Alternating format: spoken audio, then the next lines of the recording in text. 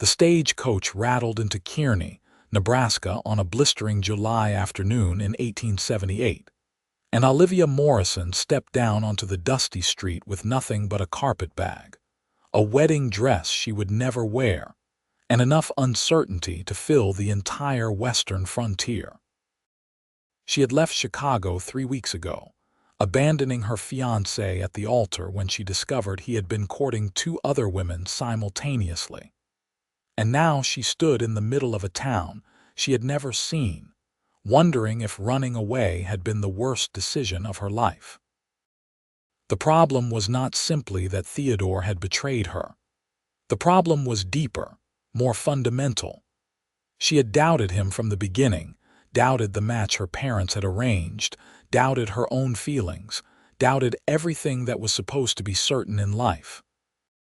And when her suspicions proved correct, it only reinforced what she had always feared, that she could not trust anything or anyone, not even her own judgment.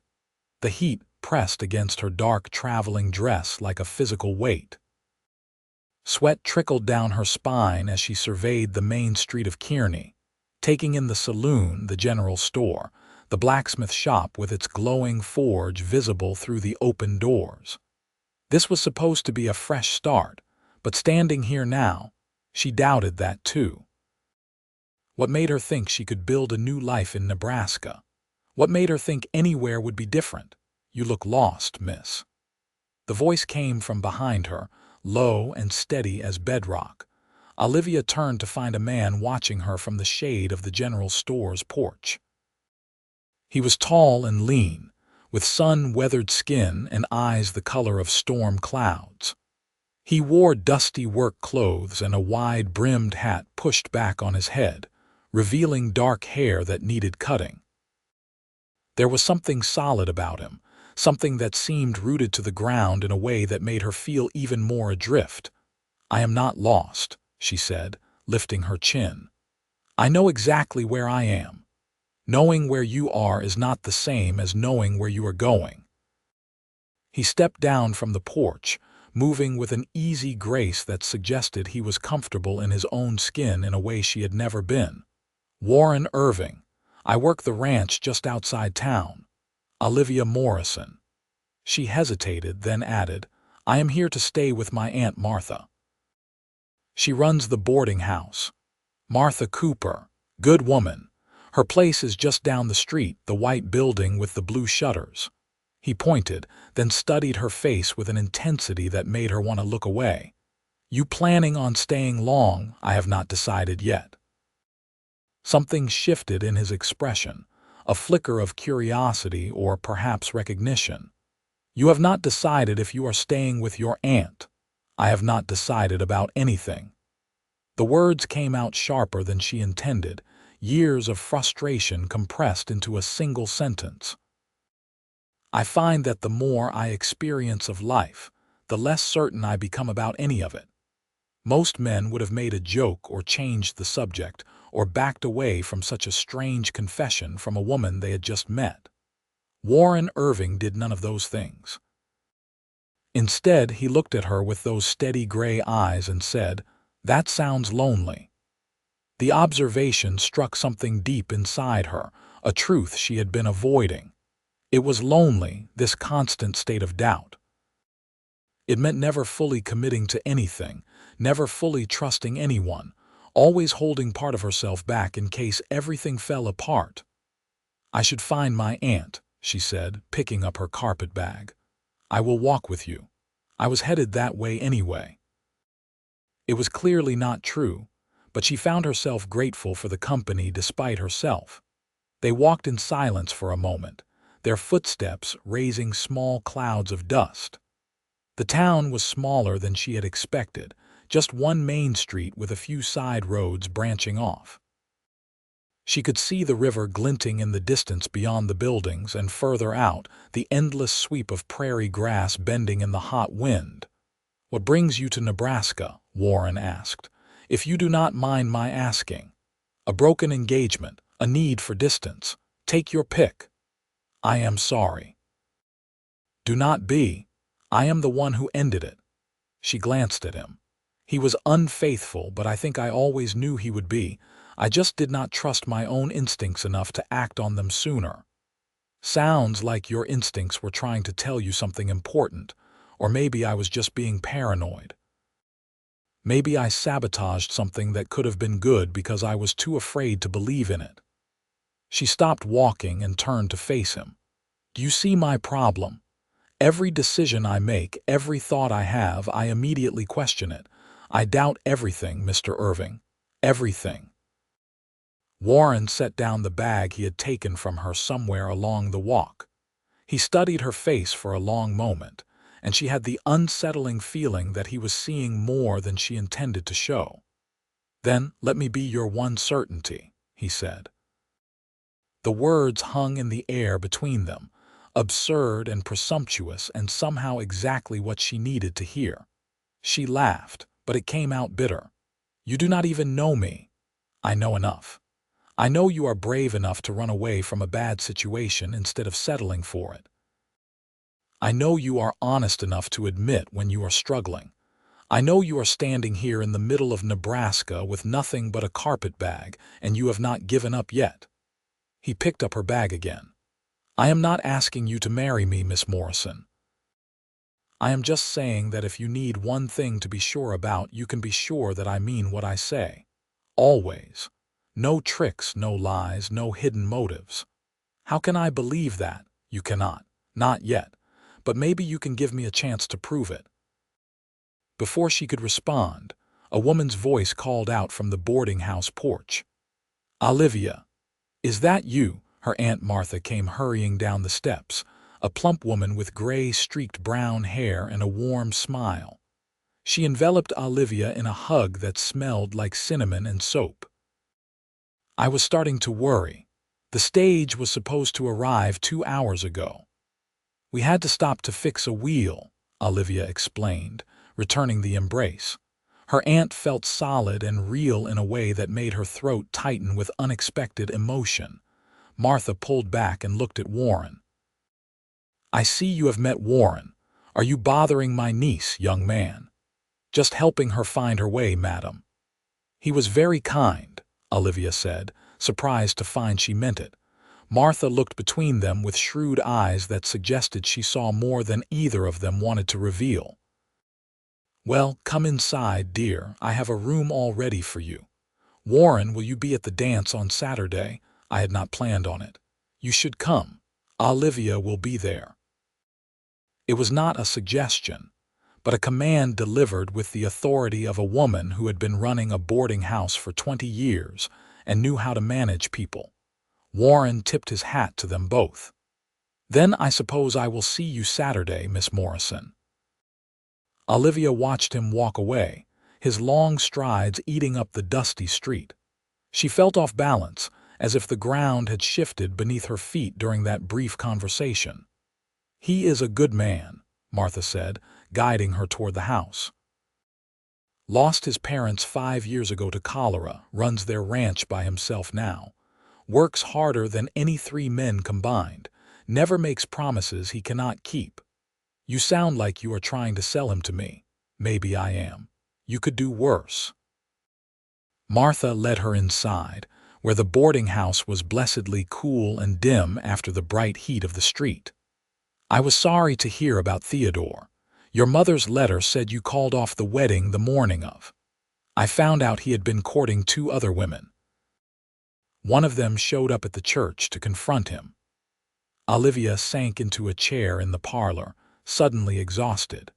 The worst part was not even the betrayal. It was knowing that I had suspected something all along but convinced myself I was being unreasonable.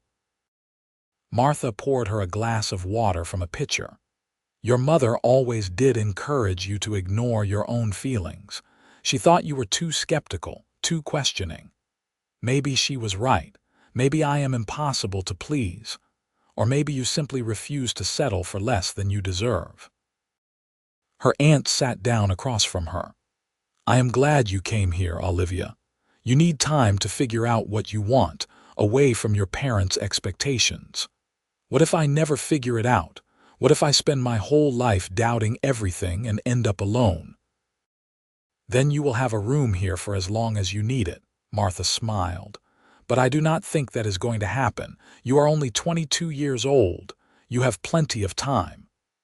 22 felt ancient in some ways, young in others. Most of her friends from Chicago were married by now, some already mothers. But none of them had seemed particularly happy, just resigned to the lives they had chosen or had chosen for them. Over the next few days, Olivia settled into a routine at the boarding house. She helped her aunt with the cooking and cleaning, served meals to the handful of permanent residents, and slowly began to learn the rhythms of the small town. Kearney was nothing like Chicago. There were no crowds, no constant noise, no sense of being anonymous in a sea of faces. Here, everyone knew everyone, and by the end of her first week, half the town knew she was Martha Cooper's niece from Chicago who had run away from her wedding. She expected judgment, but found mostly curiosity and a surprising amount of sympathy. The women at the general store clucked their tongues and said Theodore sounded like a scoundrel. The minister's wife invited her to a quilting circle. Even the gruff blacksmith nodded to her when she passed his shop and said any woman smart enough to escape a bad marriage deserved respect. And then there was Warren Irving. She saw him around town regularly. He would tip his hat and exchange a few words, always polite, never pushy. Sometimes she would catch him watching her from across the street, but he never approached unless she indicated he should. It was as if he had decided to let her set the pace, to prove by his patience that he meant what he had said. Saturday came, and with it the town dance. Olivia had not been to a social gathering since fleeing Chicago, and she felt nervous as Martha helped her dress.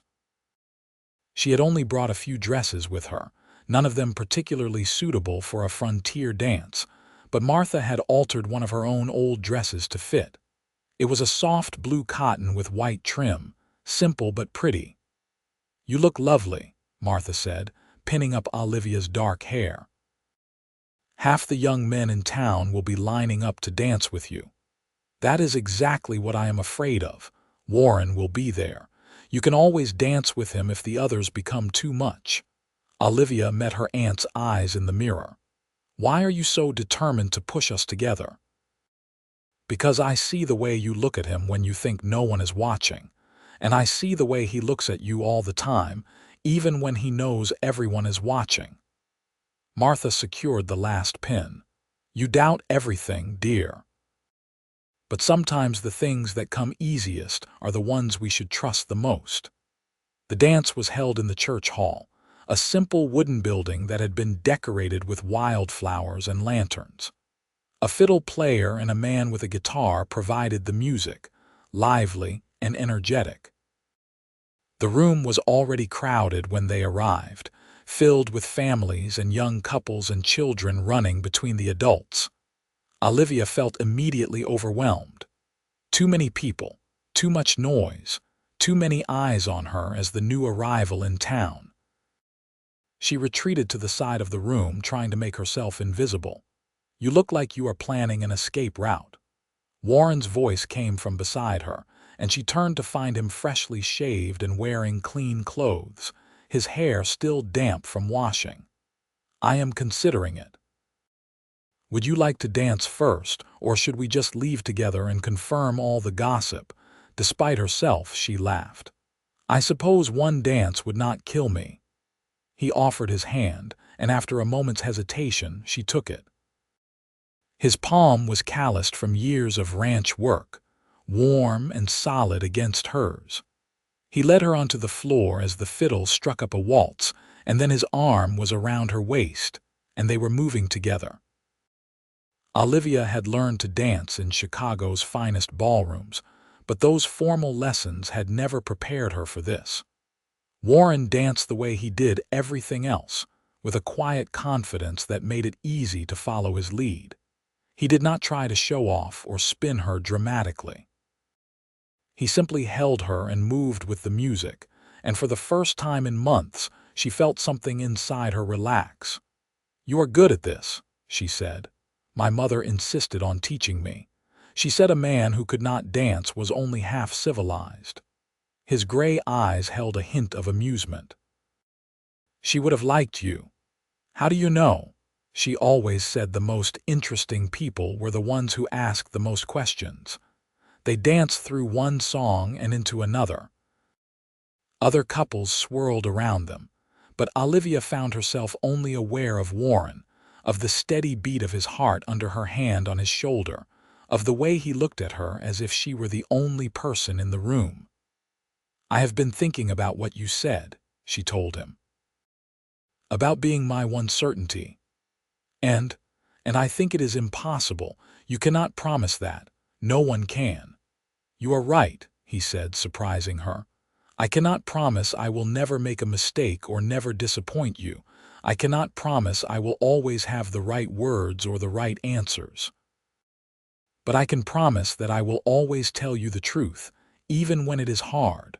I can promise that I will show up when I say I will. I can promise that if you give me your trust, I will never betray it deliberately." The music swelled around them, the fiddle soaring high and sweet. Olivia felt something shift inside her, a tiny crack in the wall she had built around herself. "Why?" she asked.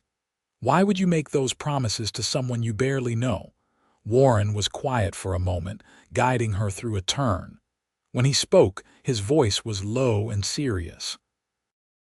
"Because when I saw you step off that stage, you looked exactly how I felt when my parents died. Lost and uncertain and trying so hard to be brave about it. And I thought if I could help one person feel less alone, maybe it would matter." Something in his words pierced through all her defenses. She realized suddenly that she had been thinking only of her own doubts, her own fears. She had not considered that Warren might understand them better than she knew, that he might have his own reasons for reaching out to her. "I am sorry about your parents," she said softly. "It was 5 years ago. I have made my peace with it." He paused. "Mostly. Do you ever doubt yourself, your decisions?" "Every day, but I have learned that doubt is not the same as being wrong. Sometimes it just means you are paying attention." The dance ended, and they stood together in the middle of the floor as other couples broke apart around them. Someone called for a reel, and the music shifted to something faster and more chaotic. "Would you like to step outside?" Warren asked. "Get some air." She nodded, grateful for the excuse to escape the crowded room. He kept his hand on the small of her back as they made their way through the crowd and out into the cool night. The temperature had dropped with the sun, and after the heat of the day, the evening air felt delicious against her flushed skin. They walked away from the church hall, following a path that led toward the river. The music faded behind them, replaced by the chirp of crickets and the rustle of grass in the wind. Above them, stars scattered across the sky in glittering profusion, more than she had ever seen in Chicago. "It is beautiful here," Olivia said. "Different from what I am used to." "Do you miss the city?" "I miss knowing what to expect. I miss feeling like I understood the rules." She stopped walking and turned to face him. "But I do not miss my life there. Does that make sense?" "Perfect sense." Warren looked up at the stars. "After my parents died, everyone expected me to sell the ranch and move somewhere easier. But I could not imagine being anywhere else. This place is in my blood." "How did you keep going after losing them?" "I just kept doing the next thing that needed doing. Fed the cattle, mended the fences, planted the crops. There was not time to fall apart." He looked at her. "But you already know about that. You kept going too, even when your world fell apart." "I ran away." "You saved yourself. That takes courage." They stood in silence for a moment, listening to the night sounds. Olivia felt acutely aware of his presence beside her, of the space between them that seemed both too much and too little. "Warren," she said carefully, "I need you to understand something. I am not ready for anything. I do not know if I ever will be. The idea of trusting someone, of letting myself be vulnerable again, it terrifies me. I know. Then why are you wasting your time with me? He turned to face her fully, his expression serious in the starlight. Because you are worth the time. Because some things are worth being patient for. He reached out slowly, giving her plenty of time to pull away, and tucked a strand of hair behind her ear. I am not asking you to trust me today or tomorrow or even next month. I am just asking you to let me try to earn it. Olivia felt tears prick her eyes, unexpected and unwelcome. What if I cannot? What if I am too broken? Then I will still be here. His voice was steady as stone. That is what certainty means, Olivia. It means not running away when things get difficult. Something in her chest cracked open at those words, releasing a flood of emotion she had been holding back for months. She found herself crying, really crying, for the first time since leaving Chicago. Warren pulled her against his chest without a word, his arms solid around her as she sobbed into his shirt. He did not try to shush her or tell her everything would be fine. He just held her and let her cry, one hand moving slowly up and down her back in a gesture that was comforting without being presumptuous. When the storm finally passed, Olivia pulled back, embarrassed. I am sorry. I did not mean to fall apart on you. Do not apologize. You needed that. He produced a handkerchief from his pocket and handed it to her. She wiped her eyes, then looked at the handkerchief. I have completely ruined this. I have more. Despite everything, she laughed. It felt good, that laugh. It felt like release. They walked back to the dance slowly, not touching but close enough that she could feel the warmth radiating from his body. At the door to the church hall, Warren stopped. Can I see you again? He asked. Properly, I mean. Can I come calling? Olivia hesitated, doubt rising up automatically. But then she thought about what he had said, about doubt not being the same as being wrong. She thought about how patient he had been, how honest. She thought about the way she felt when she was with him, a little less adrift. Yes, she said, you can come calling. The smile that broke across his face was like sunrise. Sunday afternoon. I could take you for a ride, show you the ranch. I would like that. He tipped his hat to her and headed back into the dance, leaving her standing in the doorway with a feeling she could not quite name. It was not certainty, not yet, but it was something close to hope. Sunday dawned clear and bright. Olivia woke early, nerves fluttering in her stomach as she helped Martha prepare breakfast for the boarders. Her aunt noticed her distraction and smiled knowingly but said nothing. Warren arrived promptly at 2 o'clock, driving a wagon pulled by 2 sturdy horses. He helped Olivia up onto the seat beside him with careful courtesy, and they set off down the main street and out onto the prairie road that led to his ranch. The property is about 5 miles out, he explained as they drove. My father homesteaded it back in '58, when I was just a baby. He built everything from scratch. The land rolled out around them in gentle swells, covered in prairie grass that rippled like water in the wind. Here and there, wildflowers added splashes of color, purple coneflowers, yellow sunflowers, white daisies. In the distance, she could see cattle grazing, dark shapes against the gold and green landscape. It is bigger than I expected, Olivia said, 160 acres. It is not the biggest ranch in the county, but it is mine. There was pride in his voice, and she understood it. This was not just land to him. It was legacy, family, home. The ranch house came into view over the next rise, a simple but well-built structure of wood and stone. There was a barn nearby, a chicken coop, a vegetable garden surrounded by a fence. Everything was neat and well-maintained, speaking to the care Warren put into his property. He helped her down from the wagon and showed her around, pointing out the improvements he had made over the years. A new roof on the barn last summer, a windmill he had installed to pump water from the well, fences he had repaired and reinforced. "You do all this yourself?" she asked. "I hire help during harvest and roundup, but mostly yes. It keeps me busy." He led her toward the house. "Would you like to see inside?" The interior was sparse but clean, clearly the domain of a man who lived alone.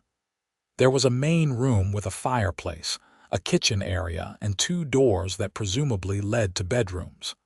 The furniture was handmade and sturdy. A woman's touch was evident in the curtains and the quilt on the back of the sofa, remnants of his mother's presence.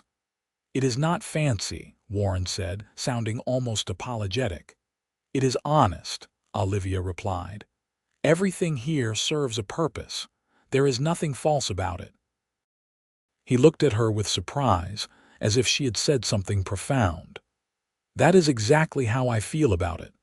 They sat on the porch and watched the sun move across the sky, talking about everything and nothing. Warren told her about growing up on the ranch, about learning to ride before he could properly walk, about the harsh winter of '73 when they nearly lost everything. Olivia told him about Chicago, about her parents' expectations, about the growing sense of disconnection she had felt from her own life. "I spent so much time trying to be what everyone wanted me to be," she said. "The dutiful daughter, the proper lady, the good fiancé, and none of it was real. I was just playing a role." "What do you want to be?" The question stopped her. No one had ever asked her that before. "I do not know. I have spent so long doubting everything that I never thought about what I might actually want." "Then maybe that is what you need to figure out here. Not who you should be, but who you want to be." It sounded so simple when he said it, but Olivia knew it was anything but. Still, the idea intrigued her. What would it be like to choose her own path instead of following the one laid out for her? Warren drove her back to town as the sun began to set, painting the sky in shades of orange and pink. At the boarding house, he helped her down from the wagon and stood holding her hand for a moment longer than necessary. "Thank you for today," she said. "Thank you for giving me a chance." He squeezed her hand gently, then released it. "Can I see you again?" "Yes." Over the following weeks, Warren became a regular presence in Olivia's life. He came to town several times a week, always with some excuse, a delivery to make or supplies to pick up, but they both knew the real reason. They would walk together, or sit on the porch of the boarding house, or occasionally drive out to the ranch again. They talked for hours about everything and nothing, and slowly, carefully, Olivia began to trust him. It was not a smooth process. There were days when her doubts rose up like a wall between them, when she found herself questioning his every word and action, looking for the betrayal she was sure must be coming. But Warren never wavered. When she pushed him away, he gave her space but did not leave. When she tested him with difficult questions or impossible standards, he met them with honesty and patience. "Why are you not frustrated with me?" she asked one afternoon in late August. They were sitting by the river, watching the water flow past. "I am being ridiculous." "You are not being ridiculous. You are being cautious. There is a difference. But I keep expecting you to prove me right, to show me that you are just like Theodore, and you never do." Warren picked up a smooth stone and tossed it into the water, watching the ripples spread. "I cannot speak for Theodore, but I can tell you that the reason I have not disappointed you is not because I am perfect. It is because I am trying very hard not to be careless with something precious." "What do you mean?" He turned to look at her, his gray eyes serious. "Your trust, Olivia. That is precious, so I am careful with it." She felt her throat tighten with emotion. "You should not have to work this hard. You should be with someone who can just believe in you naturally." "I do not want someone else, I want you." He said it simply, as if it were the most obvious thing in the world. "I have wanted you since the moment you stepped off that stage looking lost and brave and absolutely beautiful. Warren, you do not have to say anything. I am not asking for anything, I just want you to know where I stand." But Olivia did want to say something. The words had been building inside her for weeks, and suddenly she could not hold them back any longer. "I am afraid," she whispered. "I am so afraid of letting myself feel this." "Feel what, this?" She gestured between them. "Whatever this is. This pull toward you. This wanting to believe that maybe you are exactly what you seem to be." Warren reached out and took her hand, lacing his fingers through hers. "You can be afraid and still take the risk. Those things are not mutually exclusive. What if I am wrong? What if I trust you and you break my heart? Then I will have failed at the most important thing I have ever tried to do." He brought her hand to his lips and kissed her knuckles gently. "But I am asking you to consider the other possibility. What if you trust me and I do not break your heart? What if this works?" Olivia looked at their joined hands, at the way his rough fingers wrapped around hers. She thought about the past 2 months, about every conversation and every shared silence, about the way he had never once pushed her faster than she could go. She thought about how exhausting it was to doubt everything all the time, how lonely it had become. "I want to believe you," she said finally. "I am just not sure I know how. Then we will figure it out together." He squeezed her hand. "One day at a time, Olivia, that is all I am asking for. Just keep giving me today, and we will worry about tomorrow when it comes." As summer faded into autumn, Olivia found herself slowly, incrementally opening up. It was like learning to use a muscle that had atrophied, painful and awkward at first, but growing stronger with practice. She started allowing herself to look forward to Warren's visits instead of dreading the moment he would disappoint her. She started sharing more of herself, her hopes and fears and half-formed dreams. In turn, Warren revealed more of his own struggles. The loneliness of running the ranch alone, the weight of preserving his parents' legacy, the occasional doubt about whether he was doing it right. Olivia realized that his steadiness was not the same as having no doubts. He questioned himself too. He just did not let those questions paralyze him. "How do you do it?" she asked one evening in September. They were walking back from the general store, where Warren had insisted on buying her peppermints because she had mentioned once that she liked them. "How do you keep moving forward when you are not sure you are making the right choices?"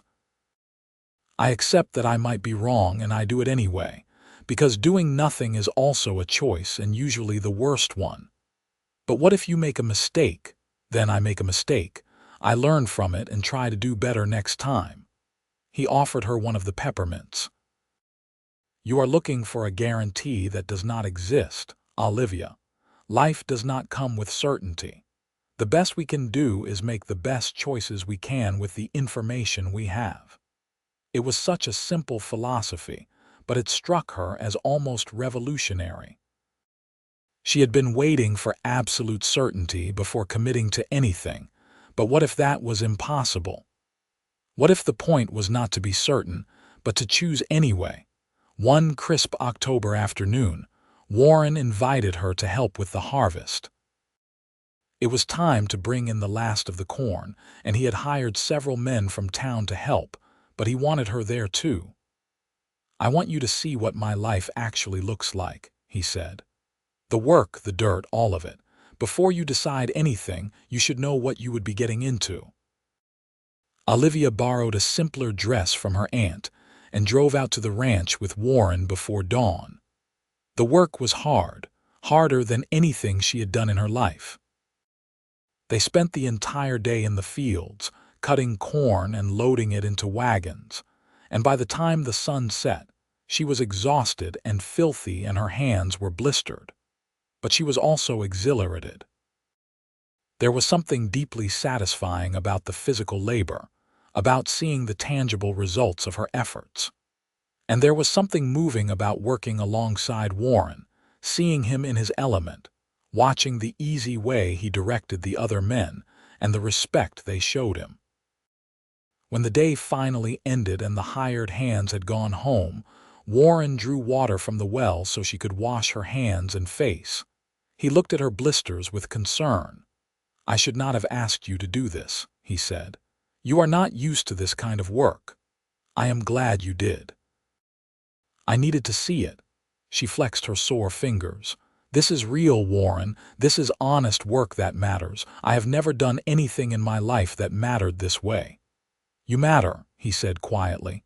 "Everything you do matters." She looked up at him, this steady cowboy who had somehow become essential to her life. The setting sun painted everything gold, and his face was shadowed beneath his hat, but his eyes were clear and direct as always. "I have doubts about everything," she said, the words coming out in a rush. "I doubt myself. I doubt other people. I doubt every decision I make. But you asked me once to let you be my one certainty, and I think maybe I am ready to try that. I am still afraid, and I still do not know if I can do this, but I want to try." Warren set down the bucket and stepped closer, his hands coming to rest on her shoulders. "Are you sure?" "No, I am not sure about anything, but I am choosing this anyway. I am choosing you." He kissed her then, soft and careful, as if she were something precious that might break. Olivia kissed him back, letting herself feel all the emotions she had been holding at bay. Longing, hope, fear, affection, and something deeper that she was not quite ready to name. When they finally pulled apart, Warren rested his forehead against hers. "I love you," he said. "I have loved you since that first day, and I will love you tomorrow, and I will love you for the rest of my life if you let me." Tears spilled down Olivia's cheeks, but for once they were not tears of doubt or fear. "I love you too. I am terrified, but I love you." "We can be terrified together," he murmured, and kissed her again.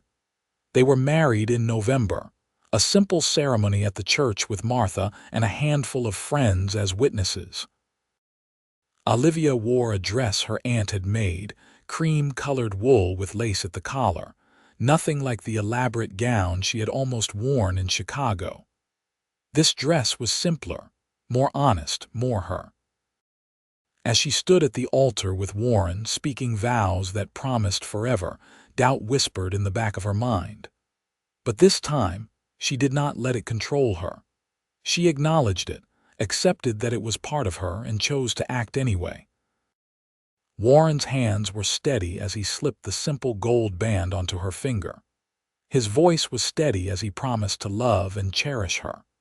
And when the minister pronounced them husband and wife, the kiss they shared was steady too, grounding her when she felt like she might float away. Moving to the ranch was an adjustment. Olivia had to learn 100 new skills: cooking on a wood stove, tending chickens, helping with the cattle, preserving food for winter. There were days when she felt overwhelmed, when the isolation and the work and the sheer strangeness of her new life made her want to run back to the familiar comforts of town. But Warren was patient with her fumbling attempts, teaching her what she needed to know without judgment. And slowly, she began to find her footing. She learned to make bread that did not turn out like rocks.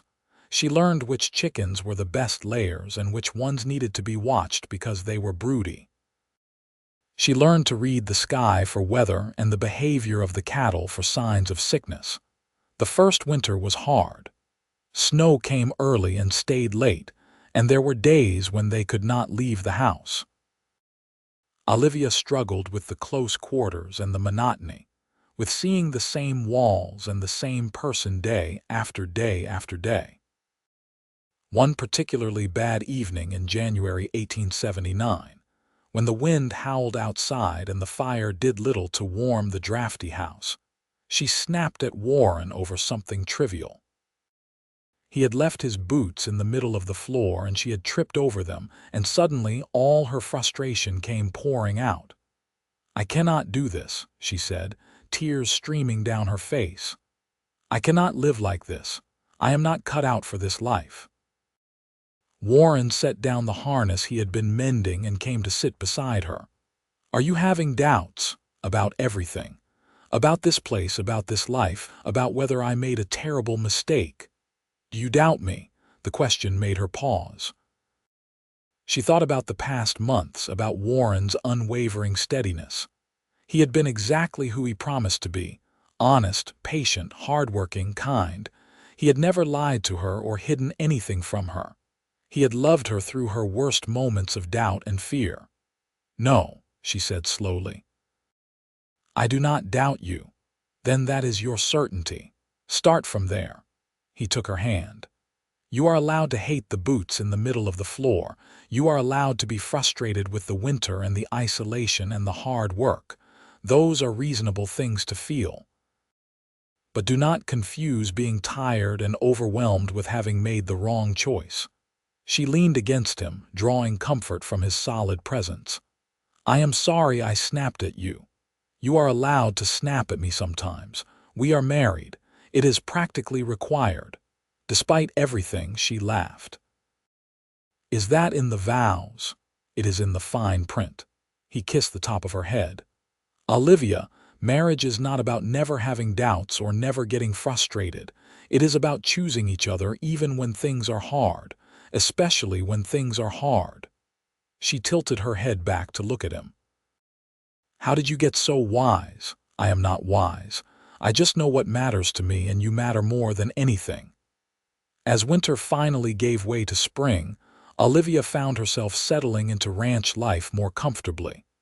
The doubts did not disappear entirely, but they became quieter, easier to manage. She learned to distinguish between reasonable concerns and the endless what-ifs that had once paralyzed her. In March, she realized she was pregnant. The discovery brought a whole new wave of doubts and fears. What if she was not a good mother? What if something went wrong? What if she could not handle the responsibility? But when she told Warren, his face lit up with such pure joy that it cut through her anxiety like sunlight through clouds.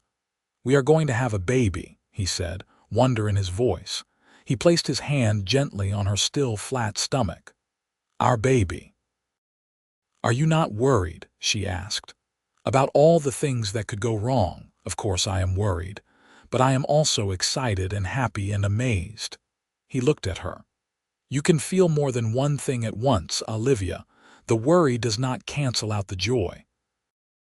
It was a revelation she kept coming back to as her pregnancy progressed. She could be nervous and excited. She could be afraid and hopeful. She could have doubts and still move forward. Martha came to stay with them as Olivia's due date approached, and her aunt's calm competence was a balm to her nerves. In late November, on a cold night when the first snow was falling, Olivia went into labor.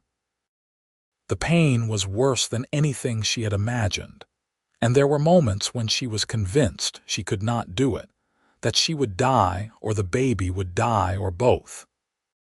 But Warren stayed by her side the whole time, holding her hand and murmuring encouragement, and Martha guided her through each contraction with steady assurance. Just before dawn, their son was born. Warren cut the cord with shaking hands, tears streaming down his face as he held the tiny, red, squalling infant. When he placed the baby in Olivia's arms, she felt something shift inside her, a fundamental reordering of priorities. "He is perfect," Warren whispered, touching the baby's tiny fist with one finger. Olivia looked down at her son, at his scrunched-up face and wild, dark hair, and felt a surge of fierce protectiveness. "What should we name him?" They had discussed names during the pregnancy, but had never settled on anything. Now, looking at the baby's face, Warren said, "James, after my father." "James Irving," Olivia tested the name. "I like it." The first weeks with a newborn were exhausting and overwhelming. James demanded constant attention, crying at all hours, needing to be fed and changed and held. Olivia felt perpetually tired, and her doubts crept back in. What if she was doing everything wrong? What if she was a terrible mother? But Warren was there, getting up with her in the night, walking the floor with a crying baby while she tried to rest, learning alongside her how to care for this tiny person they had created. And gradually, she began to trust her own instincts. She learned to recognize James's different cries, to know what he needed before he even asked for it. By the time spring came again, she felt more confident as a mother. James was growing fast, his dark hair lightening to brown, his eyes turning the same gray as his father's. He smiled at everything, a happy baby who seemed content to watch the world go by from his cradle or his mother's arms. One evening in April, Olivia sat on the porch with James in her lap, watching Warren work with one of the horses in the corral. The sun was setting, painting everything in shades of gold and orange, and the air smelled of prairie grass and the distant promise of rain. Martha had gone back to town the week before, and this was the first time Olivia had been alone with her family on the ranch. Instead of feeling isolated, she felt peaceful. This was her home now. These were her people. This life she had been so uncertain about had become something she could not imagine giving up. Warren finished with the horse and came to sit beside her, putting his arm around her shoulders. James reached for him, and he took the baby carefully, cradling him against his chest. "I was thinking," Olivia said, "about that day when I first arrived in Kearney. When you stepped off the stage looking like you might bolt at any moment," she smiled. "You remember that?" "I remember everything about that day. I remember thinking you were the most beautiful woman I had ever seen and also the saddest. I was sad, lost, completely uncertain about everything." She looked at him. "And then you offered to be my one certainty." It seemed like the right thing to say at the time. I was worried it was too forward, too presumptuous. "It was both those things," she agreed. "But it was also exactly what I needed to hear. You gave me something to hold on to when I felt like I was drowning." Warren shifted James to one arm so he could take her hand with the other. "And now I understand what you meant. It is not that I do not have doubts anymore. I still question things, still worry about whether I am doing things right. But I do not doubt us. I do not doubt this." She gestured to encompass the ranch, their son, their life together. "You are my certainty, Warren. You always will be." He leaned over to kiss her, careful not to jostle the baby. "And you are mine. I have never been more sure of anything in my life." They sat together as the sun finished setting, watching the stars come out one by one. James fell asleep in his father's arms, his tiny hand curled against Warren's chest. In the distance, cattle lowed softly, and the evening wind rustled through the grass. Olivia thought about the woman she had been when she arrived in Nebraska, so full of doubt and fear and uncertainty. She thought about the journey that had brought her here, the risks she had taken, the trust she had learned to give. It had not been easy, and there were still days when her old habits resurfaced, when she questioned everything. But she had learned something crucial in the past 2 years. Doubt was not the enemy. Letting doubt control her, letting it keep her from living her life, that was the real danger. She could acknowledge uncertainty and still make choices. She could be afraid and still move forward. The years that followed were full of both joy and hardship, as all lives are. There were good harvests and bad, seasons of plenty and seasons of struggle. James grew from a baby into a sturdy toddler, then a curious little boy who followed his father everywhere.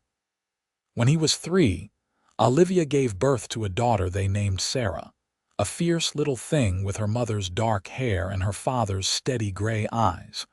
The ranch prospered slowly but surely. Warren proved to be as skilled a businessman as he was a rancher, making careful decisions that expanded their property and increased their herd. Olivia discovered a talent for keeping accounts and managing the household finances, her natural tendency to question everything proving useful when it came to business dealings. They faced challenges together. a drought in '82 that nearly broke them, a hard winter in '84 when they lost a quarter of their cattle, the constant struggle of running a ranch on the frontier, where one bad season could wipe out years of work. But they also had triumphs. The first year they turned a real profit, the day Warren was elected to the town council. The pride of watching their children grow strong and healthy. The quiet satisfaction of building a life together one day at a time. Through it all, Warren remained her certainty. He was not perfect, nobody was, but he was constant. He showed up every day. He kept his promises. He loved her through her doubts and fears, and she loved him through his moments of weariness and frustration. And slowly, Olivia learned to be her own certainty too. She learned to trust her instincts, to make decisions without second-guessing herself into paralysis. She learned that it was possible to acknowledge uncertainty while still moving forward with confidence. She learned that doubt was not weakness, but a kind of wisdom that kept her from being reckless. One summer evening in 1885, when James was 6 and Sarah was 3, the family sat on the porch after supper. The children were playing in the yard, chasing fireflies in the gathering dusk. Warren sat in his chair with a cup of coffee, watching them with a contented smile. Olivia sat beside him, working on some mending. It was a peaceful moment, the kind that made up the fabric of their life together. "I got a letter from my mother today," she said, setting down the mending. "She wants us to come visit Chicago." Warren looked at her, reading the hesitation in her voice. "Do you want to go? Part of me does. I have not seen my parents in 7 years. They have never met James or Sarah." She paused. "But part of me is afraid. What if going back there makes me doubt everything again?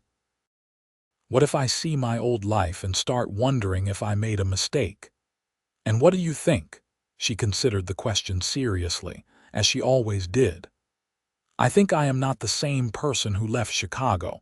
I think my old life would not fit me anymore, even if I wanted it to. But I am still afraid." Warren reached over and took her hand. "Then we will go, and you will see that you are right. Your old life does not fit anymore because you have outgrown it, but you will not really know that until you see it for yourself. You would come with me, of course. You are my wife. Where you go, I go." They traveled to Chicago that autumn, taking the train east with both children. It was James's first train ride, and his excitement was contagious, making the long journey easier. Sarah spent most of the trip sleeping or demanding stories from her father. Chicago was both familiar and foreign to Olivia. The noise and crowds that had once been normal now felt overwhelming. The grand buildings that had once impressed her now seemed pretentious. The social niceties and careful conventions that had once governed her life now felt stifling. Her parents were polite to Warren, but clearly puzzled by her choice. Her mother kept making pointed comments about how different ranch life must be from what Olivia was used to. Her father asked careful questions about Warren's prospects, clearly trying to determine if his daughter had married well or poorly. But Olivia saw them through new eyes now. She saw how her mother's need for social approval drove every decision. She saw how her father valued status over substance. She saw the emptiness at the heart of their elegant life, all surface and no depth. On their last evening in Chicago, Olivia's mother took her aside. "It is not too late, you know," she said quietly. "You could stay here. Leave that cowboy and that awful ranch. We could find you a proper husband." For a moment, Olivia felt the old uncertainty rise up. What if her mother was right? What if she was wasting her life on a Nebraska ranch when she could have this? Then she thought of Warren, probably reading to the children in their hotel room at this very moment. She thought of their ranch, of the satisfaction of hard work and honest living. She thought of the life they had built together, full of love and purpose and meaning. "I have a proper husband," she said firmly. The most proper husband I could imagine, and my life is exactly what I want it to be." Her mother looked at her with a mixture of sadness and incomprehension. "I do not understand you, Olivia. I never have." "I know, Mother, but that is all right. I understand myself now, and that is what matters." On the train ride home, Warren asked her if she regretted leaving Chicago. "Not for a single moment," she said honestly. "Going back helped me see how far I have come. That woman who stepped off the stage in Kearney 7 years ago would not recognize me now." "You are still you," Warren said. "You just found yourself." She leaned against his shoulder, watching the landscape roll by outside the window. "I found us," she corrected. "I could not have become this person without you." "We found each other," he said, and kissed the top of her head. The children grew. The ranch prospered. The seasons turned one into another, marking the passage of time in the ancient rhythm of planting and harvest, birth and death, growth and rest. In 1888, when James was 9 and Sarah was 6, Olivia gave birth to another son, Thomas. He was a quiet baby, thoughtful even as an infant, and Olivia loved him with the same fierce devotion she felt for all her children. Warren proved to be an excellent father, patient and kind, but also firm when necessary. He taught James to ride and rope, passing on the skills his own father had taught him. He read to Sarah every night, indulging her love of stories. He carried baby Thomas around in the crook of his arm while doing his chores, talking to him about the ranch and the cattle and the land. Watching him with their children, Olivia felt her heart expand with love. This was the life she had chosen, the life she had been brave enough to reach for despite all her doubts. And it was more than she had ever imagined it could be. There were still hard times. In 1889, a prairie fire swept through part of their land, destroying precious grazing ground. Warren fought the fire alongside their neighbors, and Olivia stood on the roof of the house with wet blankets, ready to beat out any sparks that landed there. They saved the house and the barn, but it was a close thing, and the fear of that night stayed with her for months afterward. But they rebuilt. They replanted. They moved forward because that was what you did. That was what Warren had taught her all those years ago. You acknowledge the fear and the doubt and the uncertainty, and then you do what needs to be done anyway. In 1892, Martha passed away peacefully in her sleep. Olivia grieved for the aunt who had given her shelter when she needed it most, who had encouraged her to take a chance on Warren, who had believed in her when she had trouble believing in herself. They buried Martha in the Kearney cemetery, and Olivia made sure fresh flowers were placed on her grave every week. The children continued to grow. James, at 13, was already talking about taking over the ranch someday. Sarah, at 10, had developed a love of reading that rivaled her mother's early bookishness. Thomas, at 4, was a quiet observer who seemed to notice everything, and through all of it, Warren remained steady. He was there every morning and every night. He kept his promises. He loved her faithfully and well. The years had weathered his face and silvered his hair at the temples, but his gray eyes were the same as the day they met, clear, honest, direct. One evening in 1895, 17 years after that first meeting in Kearney, Olivia and Warren sat on their porch watching the sunset. The children were inside, finishing their lessons, and for once they had a moment of quiet. "I was thinking about something you said," Olivia began. "That day when I first arrived, you said I looked lost." "You did," Warren confirmed, "like a ship without an anchor. I was. I had spent so much time doubting everything that I had lost my moorings entirely." She reached for his hand. "You became my anchor, Warren. You grounded me when I could not ground myself." "You did the same for me," he said quietly. "After my parents died, I buried myself in work, I forgot how to really live, how to feel anything beyond duty and responsibility. You reminded me." They sat in comfortable silence for a moment, hands clasped, watching the sky turn from gold to purple. "You ever have doubts?" Olivia asked. "About us, I mean." Warren turned to look at her, his expression serious. "Never. Not once in 17 years have I doubted that marrying you was the best decision I ever made. Even when I am difficult, when my old habits come back and I question everything, especially then, because those moments remind me how brave you are, how hard you work to push past your fears." He raised her hand to his lips. "You have doubts about many things, Olivia, but you have never let those doubts stop you from living your life. That takes more courage than most people ever manage." Tears pricked her eyes, but they were good tears. "I love you," she said. "I will love you until the day I die and beyond if such things are possible." "They are possible," Warren said. "I believe that with everything in me. Some loves are too big to be contained by a single lifetime." As the stars began to emerge in the darkening sky, their children came spilling out onto the porch, full of noise and energy. James wanted to know if he could take the wagon into town tomorrow. Sarah had finished her book and wanted a new one. Thomas was worried about one of the barn cats who seemed sick. Olivia and Warren handled each concern with practiced ease, the teamwork of 17 years of partnership evident in the way they moved around each other, anticipating needs and sharing responsibilities without discussion. Later that night, after the children were in bed, Olivia stood in the doorway of their bedroom and looked at the life she had built. The house they had expanded over the years to accommodate their growing family. The ranch that had become more successful than Warren's parents had ever dreamed. The family that filled every corner with love and laughter and occasional chaos.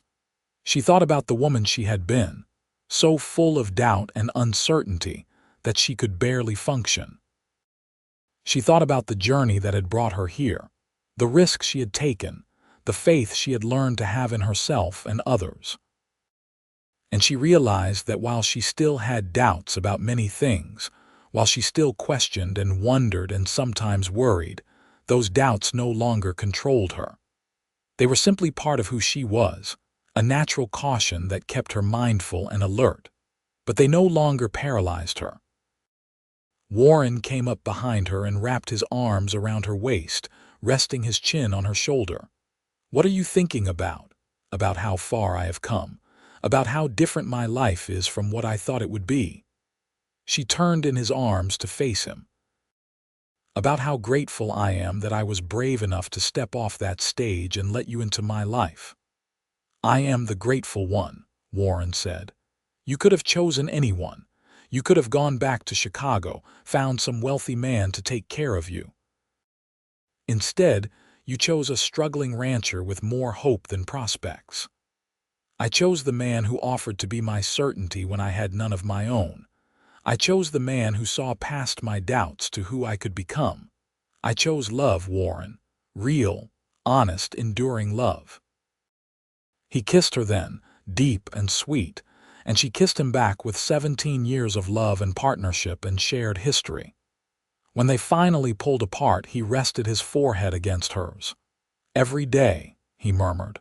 "I choose you every day, Olivia. And I will keep choosing you every day for the rest of my life." "And I choose you," she whispered back. "My one certainty, my steady cowboy, my love." The years continued to pass as they always do. James grew into a fine young man and eventually married a girl from town, taking over more and more of the ranch responsibilities. Sarah became a teacher, fulfilling her love of books by sharing it with others. Thomas proved to have a gift for working with horses, training them with patience and skill. Grandchildren arrived, bringing new life and energy to the ranch. Olivia delighted in them, in their questions and discoveries, and the way they saw wonder in everything. She told them stories about their grandfather, about the man who had offered certainty to a doubting woman and spent his whole life making good on that promise.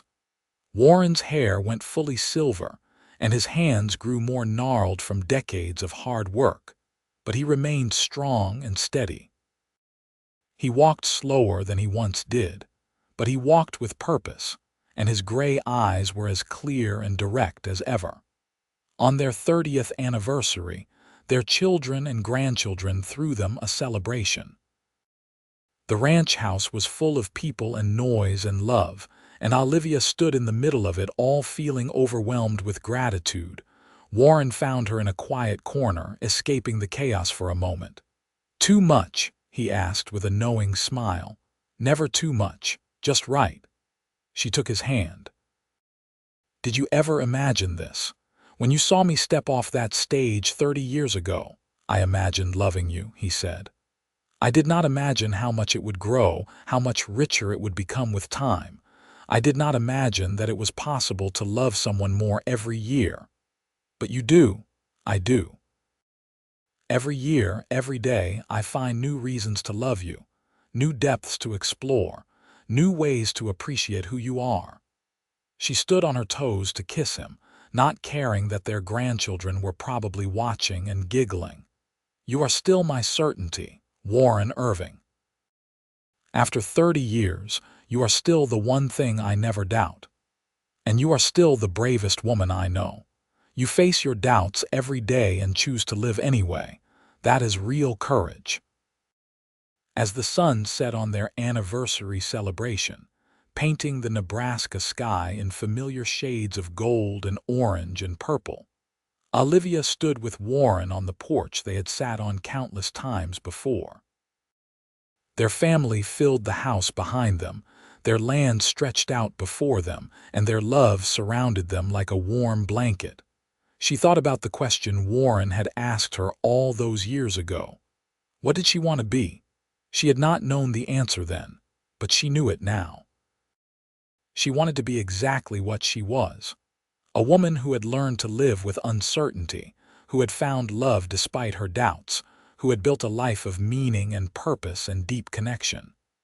She wanted to be Warren's wife, her children's mother, her grandchildren's grandmother. She wanted to be a rancher and a bookkeeper and a neighbor and a friend. She wanted to be brave enough to doubt and to believe, to question and to trust, to acknowledge her fears while still moving forward with hope. "What are you thinking?" Warren asked, as he had asked her countless times over the years. Olivia smiled and leaned against him, feeling his solid warmth, his steady presence. "I am thinking that I made the right choice. That day in Kearney when I chose to let you court me, when I chose to trust you despite all my fears, that was the best decision I ever made. No regrets, not a single one." She looked up at him. "You promised to be my certainty, and you kept that promise. Every single day for 30 years, you have kept that promise. And because of that, I learned to be my own certainty too. You gave me the safety I needed to find my own strength." Warren pulled her closer, and they stood together watching the stars emerge one by one. Inside the house, their family laughed and talked and loved each other. On the land around them, cattle grazed and crops grew, and the wind moved through the prairie grass in endless waves. This was the life Olivia had chosen. This was the love she had been brave enough to reach for. This was the certainty she had found in a steady cowboy who had seen her doubts and loved her anyway, who had offered her something to believe in when she could not believe in herself. And standing there in the gathering darkness, surrounded by everything she had built and everyone she loved, Olivia Morrison Irving knew with absolute certainty that she had made the right choice. The doubts might never fully disappear. That was part of who she was, a natural caution born from hard experience. But they no longer defined her. They were just one thread in the rich tapestry of her life, a life full of love and purpose and hard-won wisdom. She had learned that certainty was not the same as knowing everything would work out. It was choosing to believe in something or someone despite the impossibility of guarantees. It was taking the risk of loving and living and building a life even when you could not see the ending. And that was exactly what she had done. With Warren beside her, with their family around them, with the land beneath their feet, she had built something that would outlast both of them. A legacy of love and courage and steadiness that would continue in their children and grandchildren and all the generations to come. "I love you," she whispered to Warren as the last light faded from the sky. "I love you too," he whispered back. "My brave, beautiful, doubting Olivia. My one certainty." And in that moment, standing together under the Nebraska stars just as they had stood together through 30 years of joy and sorrow, triumph and struggle, doubt and certainty, Olivia knew that some promises were kept not in a single moment but across a lifetime.